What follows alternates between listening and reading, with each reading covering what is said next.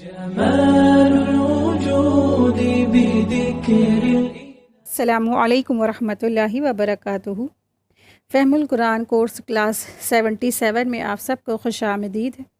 اہلاً و سہلاً مرحبا۔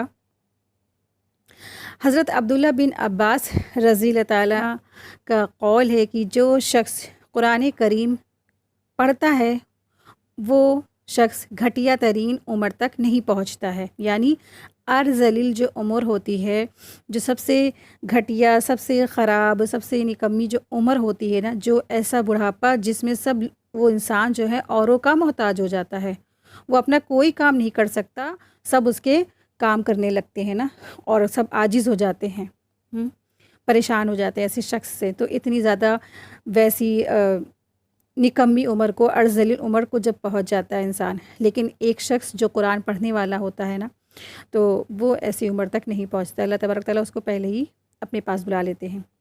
تو جو شخص قرآن مجید پڑھتا ہے وہ گھٹیا ترین عمر تک نہیں پہنچتا، یہی اللہ تعالیٰ کا فرمان ہے۔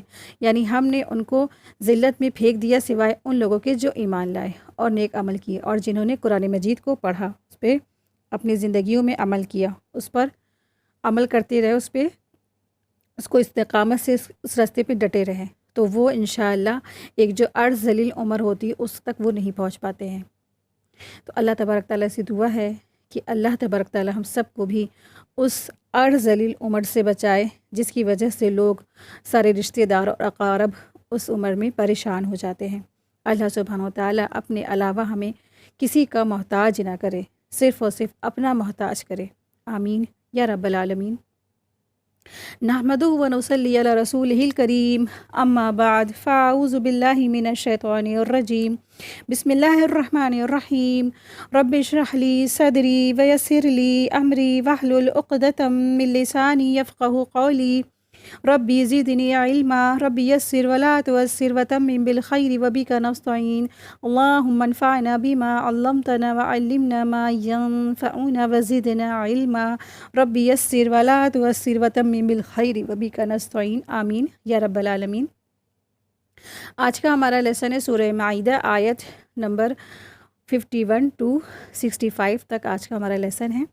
آیت دیکھیے، آیت 51، بسم اللہ الرحمن الرحیم، یا ایہا الذین آمنوا لا تتخذوا اليہود والنصارى اولیاء بعضهم اولیاء بعض ومن يتولهم منكم فإنه منهم إن الله لا يهدي قوم الظالمين۔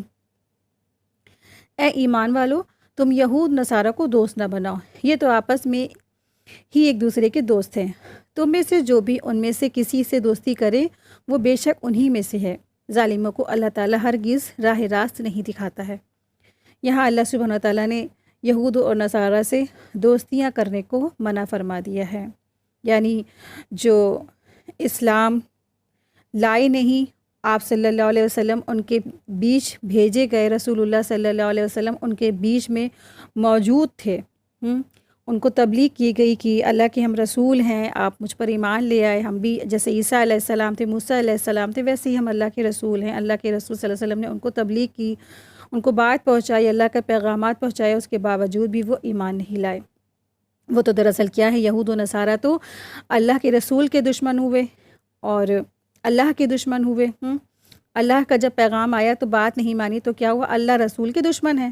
اب اللہ رسول کے دشمنوں سے جو بھی شخص کیا ہے، ان کو دوستی نہیں کرنی ہے، ٹھیک ہے، ان کو دوستیاں نہیں کرنی ہے، ان کو اپنا دلی دوست نہیں بنانا ہے۔ تو دراصل اولیاء جو ہے نا، ولی کی جمع ہے، جو آیت میں آیا ہے نا کہ اللہ سبحانہ تعالیٰ نے کہا ہے کہ اولیاء، کہ ان کو دوست نہ بناؤ، تو اولیاء دراصل ولی کی جمع ہے۔ ولی دوست کو بھی کہتے ہیں اور قریبی کو بھی، اور جو مدد کرنے والا ہے اس کو بھی کہتے ہیں۔ یہود اور نصارہ بلکہ تمام کفار سے مسلمان گہرے تعلق اور دلی محبت کو قائم نہ کرے، اس لیے کہ دلی محبت اور صحبت کا بڑا اثر ان کے دل پر پڑتا ہے، مگر اس کا مطلب یہ بھی نہیں ہے کہ انسان ان سے ہمدردی بھی نہ کرے، مسلمانوں کو ان سے ہمدردی بھی نہ کرے، ایسا بھی نہیں کہا جا رہا ہے۔ تو اللہ تبارک تعالیٰ نے کہا ہے کہ یہ جو باغی ہیں نا، جنہوں نے اللہ رسول کی بات نہیں مانی، ان کے پیغامات نہیں مانا تو ان لوگوں کو دلی محبت ان سے نہیں کرنا ہے، ان سے ایسی محبت نہیں کرنی ہے کہ وہ کیا کرے، دلوں میں گھر کر جائیں، کہ دلی محبت اور میل جول سے، کیونکہ دھیرے دھیرے کیا ہوتا ہے، انسان بددین ہونے لگتا ہے۔ کہ آپ دیکھیں کہ جیسا انسان کی صحبت ہوتی ہے نا، ویسے ہی انسان کے کیا ہوتے ہیں، معاملات بھی ہو جاتے ہیں۔ آپ دیکھیں کہ ایک جو اچھا فروٹ ہے، بہترین فروٹ ہے نا، فریش فروٹ ہے، جو اگر آپ نے اس کو سڑے ہوئے گھٹیا اور بدبودار فروٹس میں اس کو ایک اچھے فروٹ کو بھی رکھ دیا تو نتیجہ کیا ہوگا، وہ جو اچھا بہترین اور تازہ فروٹ ہے وہ بھی کیا ہو جائے گا، وہ بھی سڑ جائے گا نا، اس کو پہ بھی کیا ہو جائے گا، معاملات کا اور جو ہے ماحول کا اثر آ جائے گا نا۔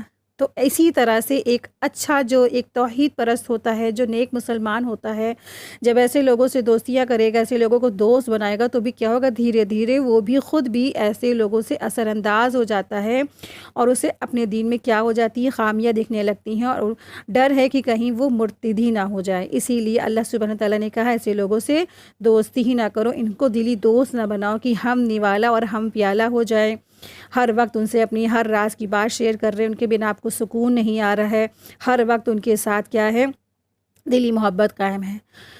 لیکن یہ بھی نہیں کہا گیا کہ آپ کو ان سے دشمنی کرنی، آپ کو ان سے اچھا اپنا اخلاق پیش کرنا ہے، محبت سے، ہمدردی سے ان کے ساتھ معاملات کرنا، ان پہ جب بھی مصیبت ہے آپ کو ان کی ہیلپ کرنی ہے، ان کو ہر طریقے سے سپورٹ کرنا ہے، ٹھیک ہے۔ لیکن اللہ تبارک تعالیٰ نے مسلمانوں کو یہاں پہ کیا کر دیا، الرٹ کر دیا کہ تمہیں کیا کرنا ہے، ان کفار اسلام سے، جو مشرکانہ جو اسلام ہے، ان لوگوں سے دلی دوست نہیں بنانا ہے، کیونکہ دراصل ہو سکتا آگے چل کر تم بھی خدا نخواستہ ایسا نہ ہو، تم بھی ان کی صحبت اختیار کرتے کرتے انہی کے جیسے مرتد نہ بن جاؤ۔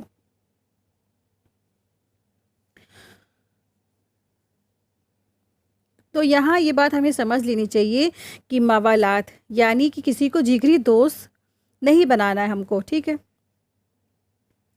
تو جس کو کفار کے ساتھ منع کیا گیا ہے، یعنی کہ ہم ان کے ساتھ اپنی جگری دوستیاں، دلی دوستی ہم ان کو نہیں بنا سکتے ہیں، ان کے ساتھ دلی محبت جیسے کہتے ہیں نا، دلی محبت ہوگی، ہمیں فلاں دوست سے، فلاں فرینڈ سے، انسان اپنی دوستوں کی محبت میں اتنا زیادہ آگے بڑھ جاتا ہے کہ اس کو اپنے والدین سے بھی نہیں اتنی محبت رہتی ہے نا۔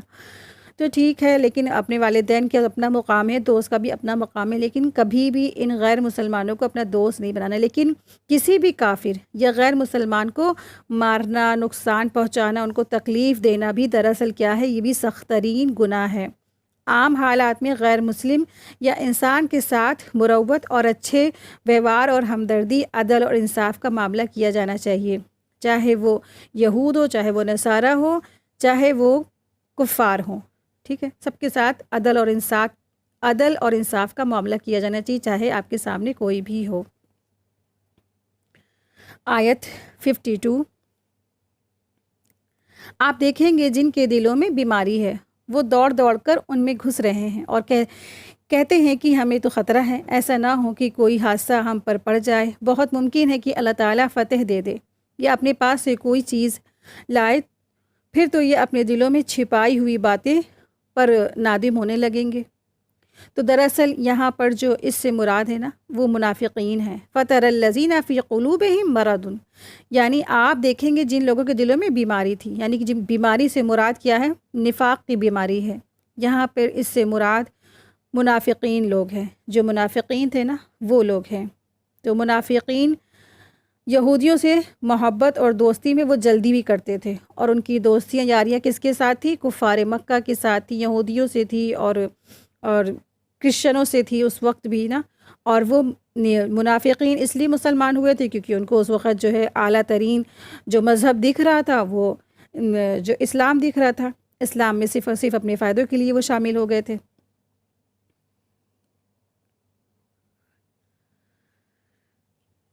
آیت 53، وَيَقُولُ الَّذِينَ آمَنُوا هَؤُلَاءِ الَّذِينَ أَقْسَمُوا بِاللَّهِ جَهْدَ أَيْمَانِهِمْ إِنَّهُمْ لَمَعَكُمْ حَبِطَتْ أَعْمَالُهُمْ فَأَصْبَحُوا خَاسِرِينَ۔ اور ایماندار کہیں گے کہ کیا یہی وہ لوگ ہیں جو بڑے مبالغے سے اللہ کی قسمیں کھا کھا کر کہتے تھے کہ ہم تمہارے ساتھ ہیں، اور ان کے اعمال غارت ہو گئے اور یہ ناکام ہو گئے۔ دراصل یہاں پہ منافقین کی صفات بتائی گئی۔ جب مسلمانوں کو کبھی شبہ ہوتا تھا کہ یہ مسلمان نہیں ہیں تو یہ ایمان نہیں لائے ہیں، تو جب بھی مسلمان جو تھے ایمان والے ان کو شبہ ہوتا تھا منافقوں پر، تو منافق کیا کہتے تھے کہ ہم اللہ کی قسم کھا کے کہتے ہیں ہم تو ایمان لائے ہیں، آمنا باللہ ہے نا، آمنا باللہ کہ وہ ایمان لائے ہیں، ایمان والے ہو گئے ہیں، لیکن وہ ایمان والے نہیں تھے۔ ایمان کی اپنی لانے کی وہ قسمیں کھا کھا کر کے مسلمانوں کو یقین دلایا کرتے تھے۔ دراصل نقصان کس کا ہوا، کس کا سب سے بڑا بھاری نقصان ہوا؟ تو ان منافقوں کا ہی نقصان ہوا۔ دراصل جو اپنے فائدوں کے لیے انہوں نے دنیا چنی، دنیا کو سلیکٹ کیا، دراصل انجام کیا ہوا؟ انہی کے جو اعمال تھے وہ سب کے سب کیا ہو گئے؟ خراب ہو گئے، نکمے ہو گئے، غارت ہو گئے، اور وہ ہو گئے نقصان پانے والوں میں سے۔ فَأَصْبَحُوا خَاسِرِينَ، تو وہ ان کے اعمال دراصل برباد ہوئے، ضائع ہو گئے، اور وہ خسارہ پانے والوں میں سے ہو گئے۔ آیت 54۔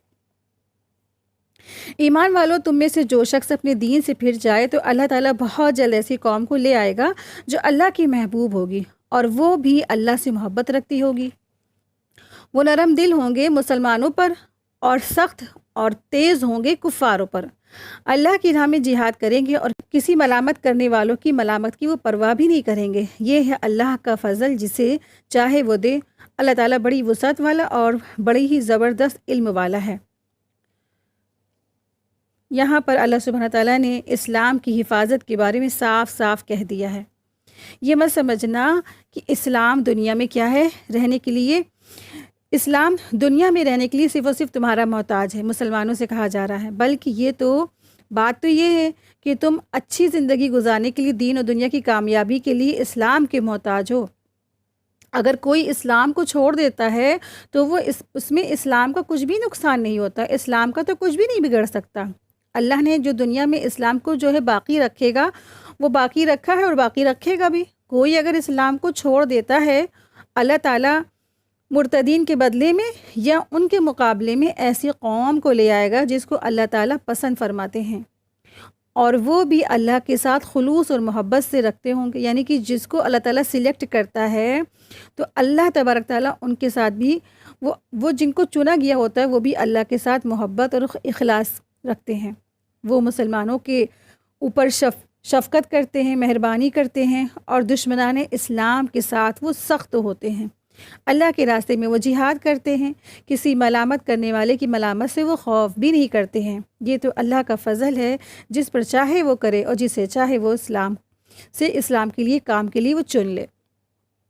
دراصل آپ نے دیکھا ہوگا کہ آج جب امت مسلمہ نے اپنا کام چھوڑ دیا ہے نا، آج سب نے اپنا کام چھوڑ دیا ہے، آج ہر انسان، ہر شخص اپنی دنیا ہی کے پیچھے بھاگ رہا ہے نا، دنیا کو سب نے اپنا مقصد بنا لیا ہے، تو پھر دراصل کیا ہوا رزلٹ؟ اللہ سبحانہ تعالیٰ نے یہاں پہلے ہی فرما دیا ہے نا کہ اگر تم نے نا اسلام کو چھوڑ کر کیا کیا، تم دنیا کے پیچھے بھاگے تو ہم تمہاری جگہ ہم اوروں کو لا کے کھڑا کر دیں گے، جو وہ کیا ہوں گے، وہ ایسے شخص ہوں گے جو مسلمانوں پر کیا ہوں گے، نرم دل ہوں گے، اور وہ جو کفار ہوں گے ان کے اوپر وہ سخت ہوں گے، اور کسی بھی اعتراضات یا ملامت کرنے والے کی ملامت کی ان کو کوئی پرواہ نہیں ہوگی۔ آپ دیکھیں جب سے مسلمانوں نے اپنا دین چھوڑا ہے نا، ایک طرح سے دین چھوڑ ہی دیا، صرف لا الہ الا اللہ کہہ دینا کیا ہوتا ہے، اسلام مسلمان ہونا نہیں ہوتا ہے نا، سب کچھ چھوڑ چکا ہے آج مسلمان۔ تو اسی لیے اللہ سبحانہ تعالیٰ نے ایسی قوم کو لا کے کھڑا کر دیا جو کیا ہے، مسلمانوں سے بھی زیادہ بہترین ہے۔ دن پر دن آپ کو نیوز چینل سے اور جو خبریں ملتی رہتی ہوں گی نا، ابھی حال ہی میں اسی سال دو بڑے بڑے جو امام ہیں وہ مسلمان ہوئے ہیں۔ افریقہ کے جو ابراہم رچمنڈ کے نام کے ایک جو ہے عیسائی پیشوا ہیں وہ مسلمان ہوئے ہیں۔ تقریباً جب وہ مسلمان ہوئے، اور کیسے مسلمان ہوئے، آپ دیکھیں کسی نے ان کے پاس کوئی تبلیغ نہیں کی، کوئی اسلام پہنچانے نہیں گیا، یہ تو اللہ کی طرف سے نعمت تھی۔ ان کو خواب دکھا اور وہ کہتے ہیں مجھے خواب میں یہ کہا جاتا تھا کہ تم وائٹ کپڑے پہنو، وائٹ لباس پہنو، اور اپنے لوگوں کو بھی وائٹ لباس پہناؤ۔ تو تقریباً جب انہوں نے دیکھا کہ وائٹ لباس تو جو ہے صرف اور صرف مسلمانوں کا ہی ہے، وہ کیونکہ حج کے دن سارے کے سارے لوگ سفید احرام پہنتے ہیں، جب دفنایا جاتا ہے تب بھی وہ سفید ہی لباس پہنا جاتا ہے، کفنایا جاتا ہے نا اس کو۔ تو دیکھا انہوں نے، غور کیا، تو پھر وہ مسلمان ہو گیا، اور جب وہ مسلمان ہوئے تو کہتے ہیں کہ مجھے اتنا سکون ملا اور جیسے لگتا ہے کہ میں اپنے گھر میں واپس لوٹ آیا۔ اور وہ یہی نہیں، وہ خود بھی مسلمان ہوئے، اور ساتھ ہی ساتھ انہوں نے 1,00,000 عیسائیوں کو بھی مسلمان کرایا۔ ان کا نام تھا ابراہم رچمنڈ کے نام سے ان کا نام ہے، لیکن اب یہ مسلمان ہو گئے، ان کا نام کچھ اور ہے۔ لیکن تو یہ ایک امریکہ کے بہت بڑے پادری تھے، آپ سوچیں کتنا ان کے پاس علم ہوگا نا، اور اب کیا ہوئے، یہ مسلمان ہو گئے۔ مسلمان ہو کے اب کیا کرا، انہوں نے خود بھی مسلمان ہوئے، اور وہ جو 1,00,000 جو اسلام جنہوں نے عیسائیوں نے اسلام قبول کیا، تو کیا ہوا، اللہ سبحانہ تعالیٰ نے آج مسلمانوں نے جب اپنا کام چھوڑا تو اللہ تبارک تعالیٰ نے اوروں کو لا کے اس مقام پہ کھڑا کر دیا کہ اب وہ کام کریں گے۔ اسی طرح سے ایک اور پادری ہیں جن کا نام ہے فادر ہلیرین ہینگی، انہوں نے بھی اسلام قبول کیا۔ یہ امریکہ کے بہت بڑے کیتھولک پادری ہیں، اور انہوں نے اسلام قبول ہی نہیں کیا، جبکہ انہوں نے کیا کیا، اسلام کی دعوتیں بھی دے ڈالی، تبلیغ بھی کر رہے ہیں۔ دراصل یہ بہت بڑے قابل جو ہے عیسائی پادری تھے۔ ہلیرین ہیگی جو ہے کئی سالوں سے قرآن پڑھ رہے تھے۔ دراصل وہ قرآن اس لیے نہیں پڑھ رہے تھے کہ وہ اس سے ہدایت لیتے، دراصل وہ قرآن اس لیے پڑھ رہے تھے تاکہ اس میں سے وہ کمیاں نکال سکے۔ کمیاں نکالتے نکالتے ان کو کچھ بھی کمی نہیں ملی نا، اور خود وہ قرآن پڑھتے پڑھتے کمی ڈھونڈتے ڈھونڈتے کیا ہوئے، خود مسلمان ہو گئے اسلام میں۔ اور پھر کیا ہوئے، اسلام میں کمیاں نکالنے کے لیے انہوں نے کتنا اپنا وقت لگایا، تقریباً 20 سال، 20 سالوں سے وہ ریسرچ کر رہے تھے۔ ہلیرین ہیگی نے تقریباً 20 سالوں تک اسلام پر ریسرچز کی، اور پھر انہوں نے اسلام قبول کر لیا۔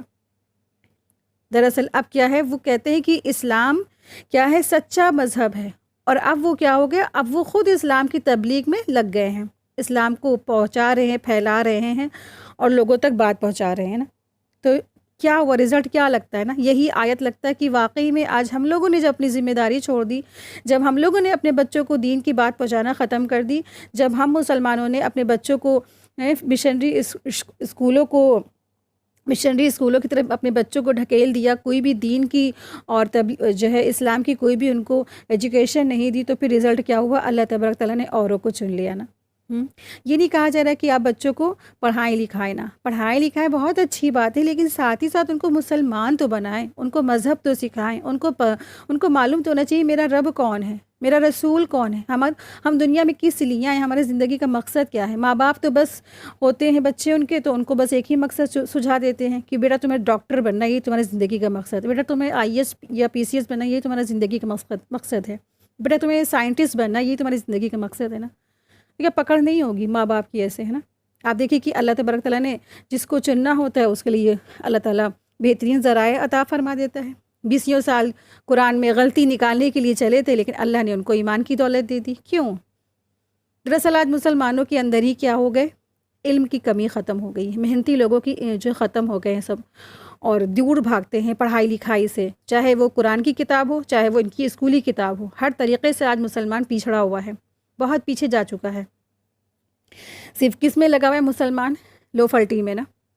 بچے کہاں ہیں، گلی کوچے کھمبوں پہ کھڑے رہتے ہیں، تو کچھ تو سڑکوں پہ کھڑے رہتے ہیں اور کچھ موبائل پہ ہی کھڑے رہتے ہیں، راتوں کو انٹرنیٹ پہ بزی ہیں، اور کچھ جن کے پاس نہیں ہیں وہ چیزیں تو وہ سڑکوں پہ کھڑے رہتے ہیں، پارکوں میں کھڑے رہتے ہیں نا۔ تو اسی لیے اللہ تبارک تعالیٰ نے پہلے ہی فرما دیا کہ اگر تم نہیں کام کرتے ہو اسلام کے لیے، تو اللہ تبارک تعالیٰ ایسی قوم کو لے آئے گا جن کو اللہ تعالیٰ پسند کرتے ہیں، جن سے اللہ تعالیٰ محبت کرتے ہیں، اور وہ خلوص اور اخلاص سے محبت رکھیں گے، یعنی کہ وہ خود بھی اللہ سے خلوص اور اخلاص سے محبت رکھتے ہوں گے، اور وہ پھر وہ ایسے لوگ جو ہے مسلمانوں پہ شفیق ہوں گے اور کافروں پر وہ سخت ہوں گے، اور کوئی بھی ان کے اوپر ملامت کرنے والے کی وہ ملامت سے بے پرواہ ہوں گے۔ دراصل جب بھی ان کو کوئی اعتراضات کرتا ہے نا، تو وہ اس کی کوئی پرواہ نہیں کرتے کہ ان کو کیا کر رہے، وہ تو صرف اللہ سے اور اللہ کے رسول سے ایسی محبت میں شدید ہوتے ہیں کہ بس ان کو دنیا والے کی کوئی پرواہ نہیں ہوتی ہے، کوئی بھی ان پہ اعتراضات کرے۔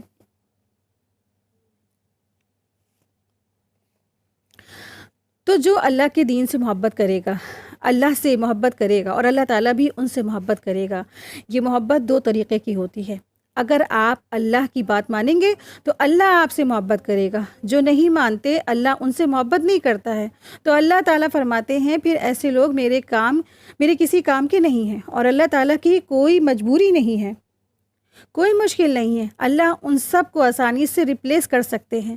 جیسے بنی اسرائیل کے وہ لوگ تھے نا جنہوں نے اللہ کی بات نہیں مانی، تو اللہ تبارک تعالیٰ نے ان سب کو 40 سال تک بھٹکنے کے لیے وادی تیہ میں چھوڑ دیا تھا۔ پھر جب دوسری قوم تیار ہوئی، ان کے بعد والے جب جنریشن تیار ہوئی، تب اللہ تبارک تعالیٰ نے ان سے اپنے دین کی خدمت لی، اور پھر وہ ملک جو تھا فتح کروایا۔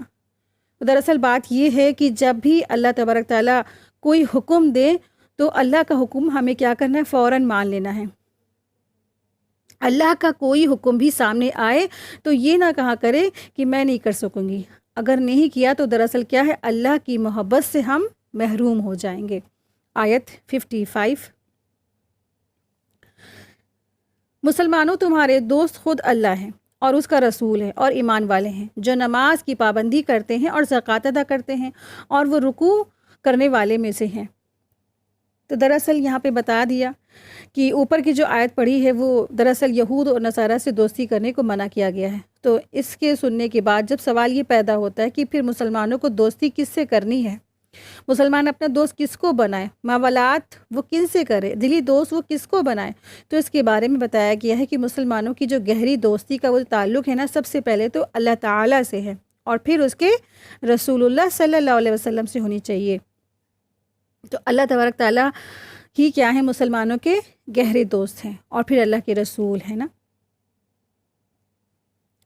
تو جو مسلمان ہوتے ہیں، جو اللہ والے ہوتے ہیں، ان کی یہاں پہ صفات بتائی گئی ہے کہ سچے اور پکے مسلمانوں کی صفات یہ بتلائی گئی ہے کہ پہلا کہ وہ نماز کو اس کے پورے ادب اور شرائط کے پورے آداب اور شرائط کے ساتھ وقت کی پابندی سے ادا کرتے ہیں۔ دوسرا یہ ہے کہ وہ اپنے مالوں سے زکوٰۃ ادا کرتے ہیں۔ تیسرا یہ ہے کہ وہ لوگ نرمی کرنے والے ہیں اور اپنے اچھے اعمال پر تکبر نہیں کرتے ہیں۔ تو یہ ایک مسلمانوں کی جو صفات بتائی گئی ہے اس آیت میں۔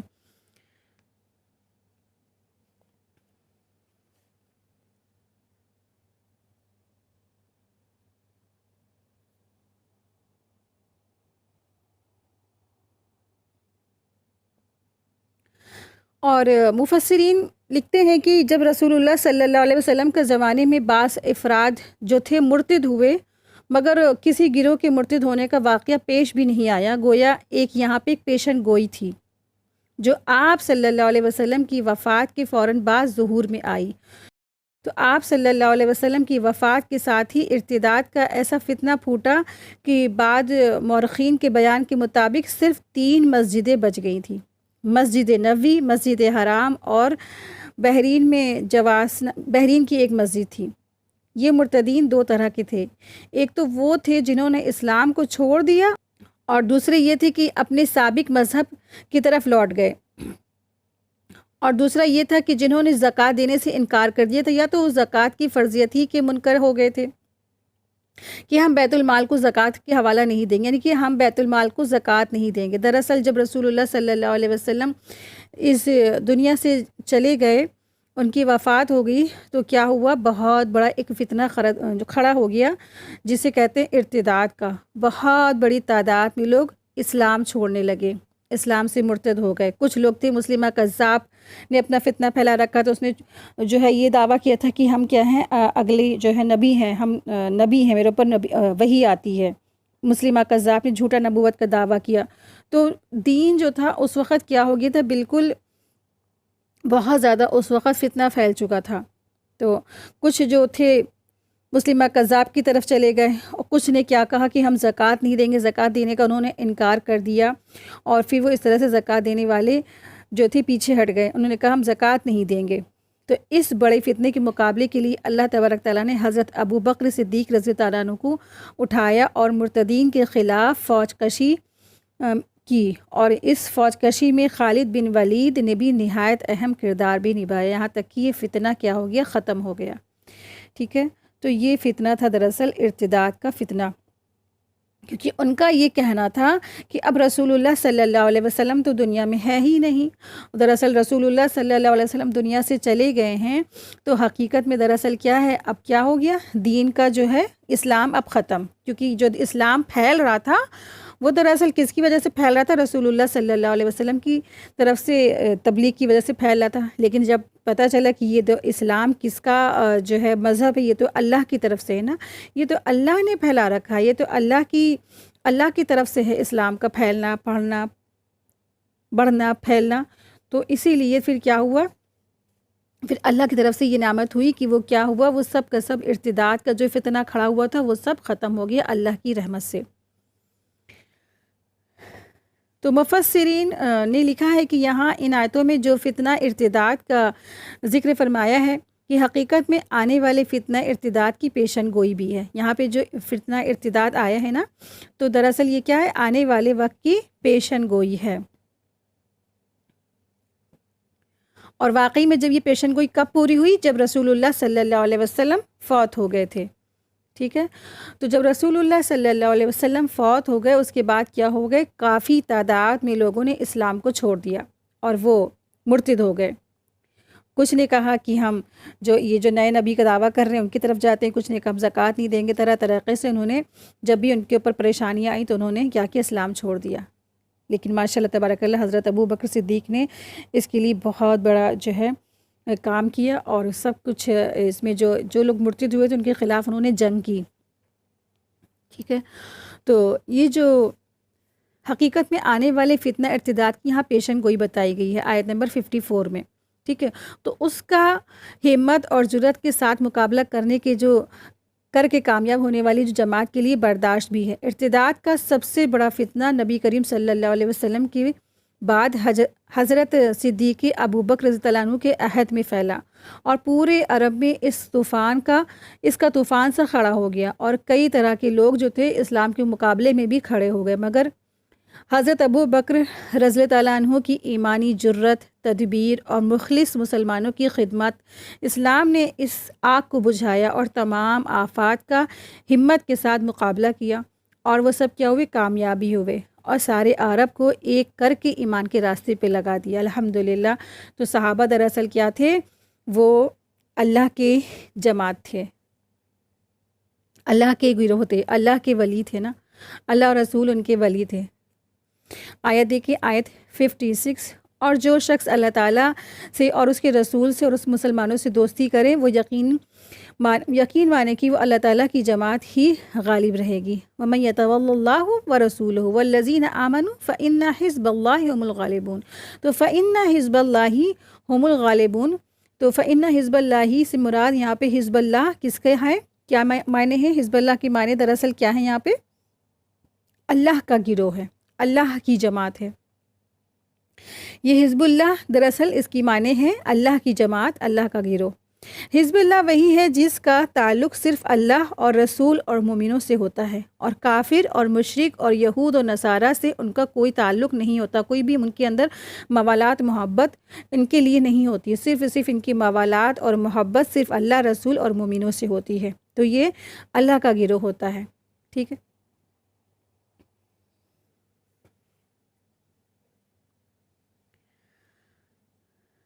آیت 57،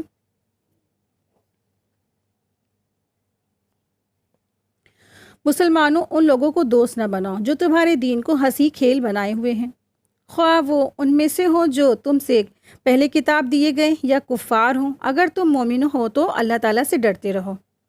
یہاں پہ پھر وہی آیت کا مضمون ہے جو پیچھے گزر چکا ہے۔ اللہ سبحانہ تعالیٰ نے پھر سے یہاں پہ حکم دیا کہ اے مسلمانوں، تم ان لوگوں کو دوست نہ بناؤ جو تمہارے دین کو کیا کرتے ہیں؟ ہنسی کھیل بنائے ہوئے ہیں، یعنی کہ تمہارے دین کا مذاق اڑاتے ہیں نا، تمہارے جو ہے اسلام کا مذاق اڑایا جاتا ہے، تمہارے رسول کا مذاق اڑاتے، تمہارے اللہ کا مذاق اڑاتے، تمہارے قرآن کو سرے بازار، سرے جو ہے شام، یعنی کہ پورا اوپن سڑکوں پہ جلا رہے ہیں، اس کی توہین کر رہے ہیں، اس کو طرح طرح سے اس کو جو ہے بے احترامی کے ساتھ کر رہے ہیں۔ تو ایسے لوگوں سے اللہ سبحانہ تعالیٰ نے دوست بنانے کو منع کر دیا ہے۔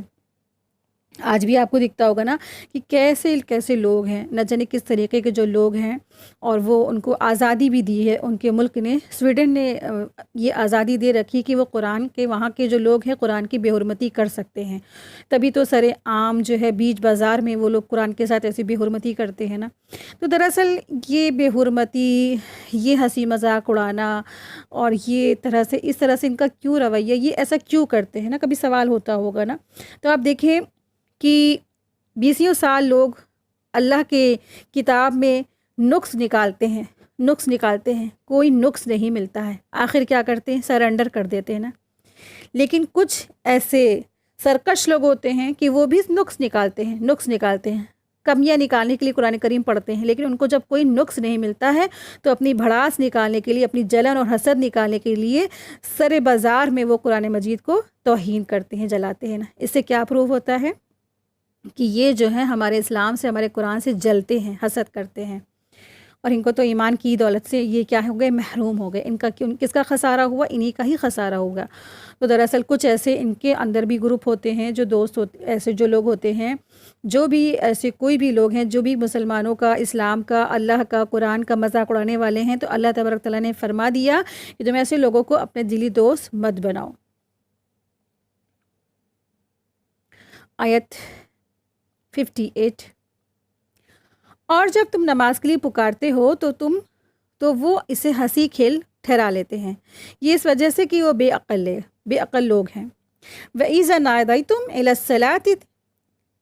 الصَّلَاةِ اتَّخَذُوهَا هُزُوًا وَلَعِبًا ذَلِكَ بِأَنَّهُمْ قَوْمٌ لَا يَعْقِلُونَ، اور جب تم نماز کے لیے پکارے جاتے ہو، وَإِذَا نَادَيْتُمْ إِلَى الصَّلَاةِ، یہاں پہ اللہ سبحانہ وتعالیٰ فرما رہے ہیں کہ جب تم نماز کے لیے پکارے جاتے ہو، نَادَيْتُمْ إِلَى الصَّلَاةِ سے مراد کیا ہے؟ نماز کے لیے اذان ہے، ٹھیک ہے؟ پھر سے سن لیجئے، نَادَيْتُمْ إِلَى الصَّلَاةِ، جب تم پکارے جاتے ہو نماز کے لیے، تو پکارنا کیا ہے؟ دراصل ندا ہے۔ نَادَيْتُمْ کیا ہے؟ ندا سے ہے۔ تو ندا کا جو لفظ ہے وہ کس سے ہے؟ اس کی میننگ کیا ہے؟ پکار سے ہے۔ ندا ہوتا ہے پکارنا۔ تو تم جب نماز کے لیے پکارے جاتے ہو نا، تو کچھ لوگ ہوتے ہیں وہ تمہارے لیے اس جو اذان کا اور نماز کا کیا کرتے ہیں؟ اسے ہنسی کھیل میں اڑا دیتے ہیں، اس کو ہنسی کھیل بنا کے اڑا دیتے ہیں۔ یعنی جب مسلمان نماز کے لیے اذان دیتے ہیں تو کفار، مشرکین اور اسلام کے دشمن جو ہیں اذان کو بھی مذاق میں اڑاتے ہیں، اذان کا بھی مذاق اڑاتے ہیں۔ جن لوگوں نے اس کا جو مذاق اڑایا نا، تو وہ سب کے سب اللہ کی گرفت میں آ گئے۔ لیکن آپ کو کیا کرنا ہے؟ الرٹ رہنا ہے۔ اور آپ دیکھیں کہ یہ نہیں کہا جا رہا ہے کہ یہ غیر مسلم ہی سارا کام کرتے ہیں۔ آپ دیکھیں ہر انسان اس سے الرٹ رہے، وہ بچے نا۔ جب اذان ہو رہی ہو تو ہمیں کیا کرنا ہے؟ الرٹ رہنا ہے، کہیں ایسا نہ ہو خدا نخواستہ ہم بھی اس میں شامل ہو جائیں۔ حدیث میں بھی آتا ہے کہ جب شیطان اذان کی آواز سنتا ہے تو ریا خارج کرتا ہوا بھاگتا ہے، جب اذان ختم ہو جاتی ہے تو پھر آ جاتا ہے، تکبیر کے وقت پھر پیٹ پھیر کر چل دیتا ہے، جب تکبیر ختم ہو جاتی ہے تو پھر آ کر نمازیوں کے دلوں میں وسوسے پیدا کرتا ہے۔ یہ صحیح مسلم کی حدیث تھی۔ شیطان ہی کی طرح کچھ شیطان کے پیروکار ہیں، یعنی انسان ہیں، جس میں یہ سب شامل ہے کفار، مشرکین اور کرسچن اور نصارہ اور یہود، جو بھی اذان کی آواز جب ان کو اچھی نہیں لگی اور وہ اس کو روک نہ سکے تو انہوں نے کیا کیا؟ اس کے لیے مذاق اڑانا شروع کر دیا۔ تو جب ایسے لوگ ہیں نا، جو آپ دیکھیں کہ آپ کا مذہب کا مذاق اڑا رہے ہیں، اللہ رسول کا مذاق اڑا رہے ہیں نا، تو پھر ہم ان سے کیسے دوستی کر سکتے ہیں نا؟ اچھا نہیں لگتا ہے نا۔ آپ دیکھیں کہ آپ کے والدین ہے نا، آپ کے والدین نے آپ کو پالا پوسا بڑا کیا، جب آپ کے والدین سے کوئی دشمنی کر رہا ہے، ان کا مذاق اڑا رہا ہے، تو آپ کیسے اپنے والدین کے دشمنوں سے دوستی کر سکتے ہیں نا؟ نہیں کر سکتے نا، کبھی زندگی میں نہیں کر سکتے ہیں نا۔ تو آپ سوچیں کہ اللہ اور رسول کی دشمنی ہے، والدین سے بڑھ کر ہے نا، والدین سے بڑھ کر اللہ اور اس کا رسول ہے۔ جب اللہ اور رسول صلی اللہ علیہ وسلم کی جو مذاق اڑایا جا رہا ہے تو ہم کیسے ان لوگوں سے اپنی دوستی کر لیں، دوستیاں قائم کر لیں ہیں؟ تو اذان دراصل کیا ہے؟ اذان دے کر نماز کے لیے بلانے کا جو یہ طریقہ ہے، یہ نبی کریم صلی اللہ علیہ وسلم کو اس طرح بتلایا گیا ہے کہ بعض صحابہ رضی اللہ عنہم کو خواب میں اس کے الفاظ بتائے گئے کہ آپ صلی اللہ علیہ وسلم نے انہیں آخری اختیار بھی فرما لیا۔ دراصل جب یہ اذان جب رواج شروع ہوا اذان کا، تو حضرت انس رضی اللہ عنہ سے روایت ہے کہ نماز کے اعلان کے لیے لوگوں نے دراصل کیا کیا؟ سب سے پہلے کیا جو ہے طریقہ اختیار کیا کہ انہوں نے آگ کو جلانا شروع کیا اور ناقوس بجانا تجویز کیا، جیسے جو یہود نصارہ کے جو کرسچن میں جو ایک گھنٹہ ایسا لگا رہتا ہے نا بڑا سا، تو وہ بجانا شروع کیا۔ اور لیکن پھر کیا ہوا؟ یہ محسوس ہوا کہ یہ تو طریقہ کس کا؟ یہود نصارہ کا طریقہ ہے، تو پھر اس کو کیا کیا؟ ریجیکٹ کر دیا گیا۔ تو پھر حضرت بلال رضی اللہ عنہ سے کہا گیا اذان کے کلمات کو تم 2 مرتبہ کہو، یعنی کہ تم اذان دو۔ رسول اللہ صلی اللہ علیہ وسلم نے حضرت بلال رضی اللہ عنہ سے کہا کہ تم لوگوں کو نماز پکارو اور ہر اذان کے جو کلمات ہیں ان کو 2 مرتبہ کہو، اور پھر کیا کرو؟ اس کے بعد اقامت کے لیے بھی 1 مرتبہ کہنا ہے۔ اذان کے کچھ منٹوں کے بعد اقامت کے لیے بھی پکارا جاتا ہے۔ تو اقامت اس وقت کہی جاتی ہے جب لوگ نماز کے لیے تیار ہو جاتے ہیں، مسجد کے اندر آ جاتے ہیں، کھڑے ہو جاتے ہیں۔ دراصل جب بھی اذان ہوتی ہے، ہر زمانے میں ایسا ہوا ہے کہ لوگ اذان کو ناپسند کرتے تھے، لوگ اذان کا مذاق اڑاتے تھے۔ ایک تفسیر میں ایک واقعہ موجود ہے کہ جب ایک نصارہ تھا، ایک نصرانی شخص تھا جو مدینہ میں تھا، جب وہ اذان میں اشہد ان محمد رسول اللہ سنتا تھا تو وہ یہ کہتا تھا، اللہ جھوٹے کو آگ میں جلا دیجئے۔ آخر کار اس کا یہ لفظ اس کے اپنے پورے گھرانے کے ساتھ جل کر خاک ہو جانے کا سبب بن گیا، جس کا واقعہ یہ ہوا کہ ایک رات خود اس کی خادمہ آگ لا رہی تھی اور وہ نصرانی اس سب کے گھر والے سو رہے تھے، نصرانی بھی سو رہا تھا، اس کے سب گھر والے بھی سو رہے تھے۔ اتفاق سے اس کے ہاتھ میں سے آگ کی ایک چنگاری اڑ کر کسی کپڑے پر گئی، اور پھر جس سے کیا ہوا، اس کا پورا گھر اور وہ خود نصرانی اور اس کے سارے گھر والے جل کر خاک ہو گئے۔ اس نصرانی کے قول کے مطابق کیا تھے نا، وہ کیا دعا کرتا تھا؟ جب اشہد ان محمد رسول اللہ جب لفظ آتا تھا، جب مؤذن آواز دیتے تھے، اذان دیتے تھے، تو وہ یہ کہتا تھا کہ اللہ تو جھوٹے کو جلا دے۔ تو اللہ نے جھوٹے کو جلا دیا۔ اللہ تعالیٰ نے تو یہ دکھلا دیا نا کہ صادق اور سچے کو جھوٹا بتلانے والا جہنم میں جانے والا ہے۔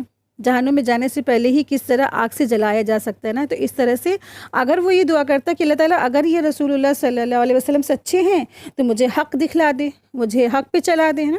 دعا مانگنے کا بھی کوئی طریقہ نہیں۔ آپ کو پتہ ہے کہ جب اذان ہوتی ہے، اذان اور اقامت کے بیچ جو ہوتے ہیں، اللہ کے آسمانوں کے دروازے سارے کے سارے کھول دیے جاتے ہیں۔ اس وقت کی دعائیں رد نہیں ہوتی۔ آپ دیکھیں کہ دعا کیا کری اس نے، اپنی ہی بد دعا کر دی۔ کوئی اچھی دعا کرتا تو اس کو شاید فائدہ پہنچتی، لیکن افسوس ہے نا۔ تو اذان کو کبھی بھی ہلکے میں نہ لیں۔ ہمیں بھی کیا کرنا ہے، ہمیں بھی اس کا احترام کرنا ہے۔ جب بھی اذان ہو تو ہمیں کیا کرنا چاہیے، ہمیں خاموش ہو جانا چاہیے، خاموشی سے اذان کا احترام کرے، اور جو مؤذن صاحب کہہ رہے ہیں اس کو ہمیں بھی کیا کرنا ہے، دہرانا ہے۔ جہاں پر مؤذن صاحب کہتے ہیں حی علی الفلاح حی علی الصلاۃ، تو وہاں پر ہمیں کہنا ہے لا حول ولا قوت الا باللہ۔ تو لا حول ولا قوت الا باللہ اس لیے کہتے ہیں کیونکہ ایسا نہ ہو کہ شیطان ہمارے دلوں میں وسوسے ڈال کے ہمیں نماز سے غافل کر دے، اس لیے اس وقت لا حول ولا قوت الا باللہ پڑھا جاتا ہے، باقی سارے الفاظ ویسے کے ویسے ہی دہرائے جاتے ہیں۔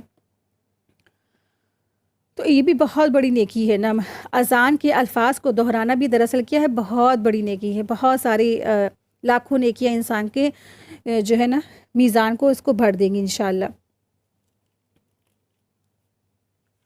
آیت 59، آپ کہہ دیجئے کہ اے یہودیوں اور نصرانیوں، ہم تم سے صرف اس وجہ سے دشمنیاں کر رہے ہیں کہ ہم اللہ تعالیٰ پر اور جو کچھ ہماری جانب نازل کیا گیا ہے اور جو کچھ اس سے پہلے اتارا گیا ہے اس پر ایمان لائیں، اور اس لیے بھی کہ تم میں اکثر لوگ کیا ہیں، فاسق ہیں۔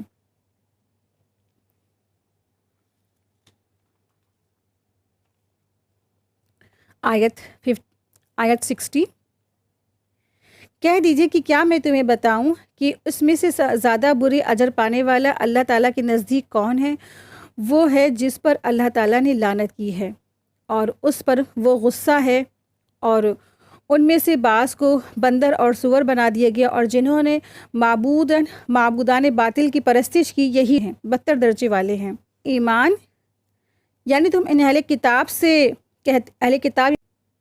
کتاب سے خطاب ہے، اور یہودی اور نصرانیوں سے خطاب ہے کہ یہ دشمنیاں کس لیے تھیں، یہ حسد سارا کس لیے تھا، یہ نقصان پہنچانا اور مذاق اڑانا یہ سب کس لیے تھا؟ کیونکہ وہ مسلمان تھے، اسلام والے تھے، اہل ایمان والے تھے نا، اسی لیے۔ آیت 61، اور جب تمہارے پاس آتے ہیں تو کہتے ہیں کہ ہم ایمان لائے، حالانکہ وہ کفر لیے ہوئے ہیں، اور کفر لیے ہوئے آتے ہیں اور اسی کفر کے ساتھ ہی وہ گئے ہیں، اور یہ جو کچھ چھپا رہے ہیں اسے اللہ تعالیٰ خوب جانتا ہے۔ تو یہاں پر بھی یہی یہودیوں اور منافقوں کے بارے میں یہ آیتیں ہیں۔ اس آیت میں دراصل یہود اور منافقین کے بارے میں اللہ تبارک تعالیٰ نے رسول اللہ صلی اللہ علیہ وسلم کو ان کے بارے میں خبر دے دی ہے کہ جب وہ آپ صلی اللہ علیہ وسلم کے پاس آتے ہیں تو اپنے دل میں کفر کو چھپائے ہوئے ہوتے ہیں، اور جب وہ واپس جاتے ہیں تو کفر پر قائم رہتے ہیں۔ آپ کی مبارک مجلسوں میں جو کچھ سنتے ہیں اس سے بھی کچھ فائدہ ان کو حاصل نہیں ہوتا ہے. یعنی کہ اتنے بڑے جو انبیاء ہیں ان کے بیچ میں ان کی صحبت بھی ان کو کچھ اثر نہیں دی، کیونکہ دراصل کیا تھا نا، دل میں کپٹ تھی، دل صاف نہیں تھے. دل میں پہلے ہی سے جب گناہ ہوتے ہیں تو انسان کتنی بھی اچھی صحبت اختیار کر لے اس کے اوپر کوئی اثر نہیں نا. تو وہ کہتے تھے نا کہ ہمارے دلوں پر کیا ہے، غلاف ہے، قلوبنا غلف نا. آپ دیکھیں کہ جب کاپی پر بہت جو ہے نا، ویسا آپ کور چڑھا دیں گے واٹر پروف، تو پھر آپ کاپی کو کہیں پہ بھی آپ ڈالیں، پانی میں یا کہیں پہ بھی ڈالیں تو اس کے اوپر کچھ اثر نہیں ہوگا نا. اسی لیے تو ان منافقین کے جو دلوں میں کیا تھی، دراصل منافقت اور رچ بس گئی تھی. تو ان کو رسول اللہ صلی اللہ علیہ وسلم کے جو مجلس بھی ان کو کوئی ہدایت نہیں دے سکی. آیت 62 آپ دیکھیں گے کہ ان میں سے اکثر گناہ کے کاموں کی طرف اور ظلم زیادتی کی طرف اور مال حرام کھانے کی طرف لپک رہے ہیں. جو کچھ یہ کہہ رہے ہیں وہ نہایت برے کام ہے. جو کچھ یہ کر رہے ہیں وہ نہایت برے کام ہیں. تو اس میں بھی یہود کی صفات بیان کی گئی کہ وہ جھوٹے گناہ، ظلم اور زیادتی اور رشوت یا حرام طریقے سے مال کھانا، وہ دراصل کیا ہے، یہ ان کی جو ہے صفات تھی. اللہ اور انسانوں سے شرم کیے بغیر تیزی سے وہ اس میں آگے بڑھتے چلے جاتے تھے. ان کو کوئی بھی اللہ سے ڈر نہیں تھا، ان کو کوئی بھی انسانوں سے شرم اور خوف اور کوئی بھی ان کو ڈر نہیں رہ گیا تھا. بس وہ انہی گناہوں کی طرف آگے بڑھتے چلے جاتے تھے. وہ کیا کرتے تھے، بہت ساری دوڑ لگاتے تھے، کس میں، فی الاسم گناہوں میں، والعدوان اور ذاتی میں، واکلہم السحت اور وہ حرام مال کھاتے تھے بہت زیادہ. آیت 63 اور یہودیوں نے کہا کہ اللہ تعالیٰ کے تو ہاتھ بندھے ہوئے ہیں، انہی کے ہاتھ بندھے ہوئے ہیں، اور ان کے اس قول کی وجہ سے کہ ان پر لعنت کی گئی، بلکہ اللہ تعالیٰ کے دونوں ہاتھ کھلے ہوئے ہیں، جس طرح وہ چاہتا ہے خرچ کرتا ہے، اور جو کچھ تیرے رب کی طرف سے اتارا گیا ہے وہ ان میں سے اکثر کو سرکشی اور کفر میں بڑھا دیتا ہے، اور ہم نے ان میں آپس میں ہی قیامت کے دن تک کے لیے عداوت اور بغض ڈال دیا ہے. وہ جب کبھی لڑائی کی آگ کو بھڑکانا چاہتے ہیں تو اللہ تعالیٰ اسے بجھا دیتا ہے. یہ ملک بھر میں شر و فساد مچاتے پھرتے ہیں اور اللہ تعالیٰ فسادیوں سے محبت نہیں کرتا ہے. تو دراصل یہاں پہ جو ہے ابن جریر نے ابن عباس رضی اللہ عنہما کی روایت کو نقل کیا ہے کہ روایت قرآن کریم میں دراصل اس سے بڑھ کر ان کے لیے ڈانٹ اور پھٹکار سے متعلق اس سے زیادہ کوئی آیت سخت نہیں ہے. دراصل ان یہودیوں کے لیے سب سے بڑی جو آیت ہے وہ کیا ہے، ڈانٹ اور پھٹکار والی ہے. اور ابن ابی حاتم نے یحییٰ بن معمر سے روایت کی ہے کہ علی بن ابی طالب رضی اللہ عنہ نے خطبے میں کہا ہے کہ لوگوں، تم میں سے جو پہلے کے لوگ ہیں نا، وہ گناہوں کی وجہ سے ہلاک ہو گئے ہیں. جب وہ گناہوں میں آگے بڑھتے گئے اور ان کے جو علماء ہیں اور رہبار ہیں نا، انہوں نے ان کو نہیں روکا تو وہ اللہ تعالیٰ کی گرفت میں آ گئے. اس لیے تم لوگ بھلائی کا حکم دو اور برائی سے روکو، اس سے پہلے کہ تمہارا انجام وہی ہو جائے. تو ان کے جو یہ لوگ تھے، انہوں نے اپنے احبار اور رہبان کو کیا کیا، بہت زیادہ انہوں نے ان کو اللہ کے برابر درجہ دے دیا تھا، کیونکہ وہ جو اپنے علماء ہیں، مشائخ ہیں، انہی کا حرام اور حلال مانتے تھے. ان کی کتابوں میں کیا ہے وہ کچھ نہیں مانتے تھے. اور پھر کیا تھا، اور وہ اللہ تعالیٰ کی گرفت میں آ گئے. اسی وجہ سے دراصل انہوں نے اپنے علماء اور دانشوروں نے ان کو روکا ہی نہیں اس گناہوں سے. تمام جو گناہ تھے نا بڑے بڑے، تو اس وجہ سے تو ان کو بھی اللہ تبارک تعالیٰ نے گرفت میں لے لیا. اس لیے تم لوگ بھلائی کو حکم دو اور برائی سے روکو، اس سے پہلے کہ تمہارا انجام بھی کیا ہو، وہی جو ان کا ہوا. آیت دیکھیے،